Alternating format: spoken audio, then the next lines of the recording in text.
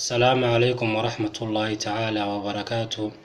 إخواني في الله، qof kasta oo muslima walaalkay wala shay oo muuqaalkan arkay fariintan waxaan ka baryayaa inuu sii gudbiyo oo qofka kale uu sii gudbiyo muslimiinta dhan sidii ay u gaarto walaalayaal.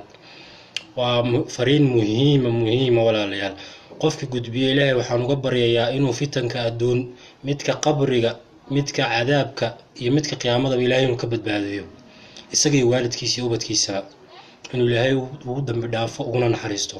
sii gudbiyo walaalayaal, waa fariin aad u muhiima, wanaag hal gudbiyo walaalayaal. ibn Abbas ayaa wuxuu yiri jannada waxaa ku sugan xuralayn magaceeda la yiraahdo lucba. xuralayn la yiraahdo magaceeda lucba.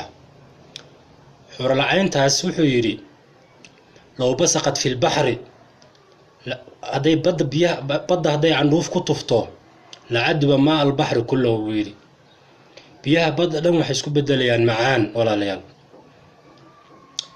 wuxuu yiri maktuub ala nahriha, qorteeda waxaa ku qoran man habba an yakuna lahu mithli, qofka doonaya inuu anigoo kale helo falyacmal bidaacati Illaahi azza wa jal. Ilaahay daacadiisa ku dadaalo walaalayaal. walaalkayga muuminka ahow iyo walaasheeda muuminada ahay, qofka caaqilka ah oo caqligiisu shaqaynayo meesha la rabo inuu shaqaysto waqtigiisa inta badan uu geliyo oo meeshaas walaalay meesha la doonayaa. waxaan ka codsanayaa walaalaha muslimiinta dhamaantood, rag iyo dumar ba khayrka jecel, waan ogahay inaad khayrka jeceshihiin. walaalaha muslimiinta dhamaantii inaad khayrka aan leedin tilmaamin inaad jeceshiin waan ogahay.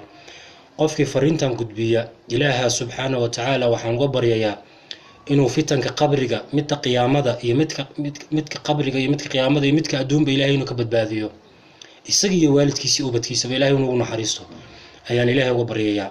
walaalayaal sii gudbiya, khayrka aan ka shaqeyno, dacwada inaan ka shaqeyno, taas balan hayno ahaato, aan ku dadaalo inaan dacwada ka shaqeyno.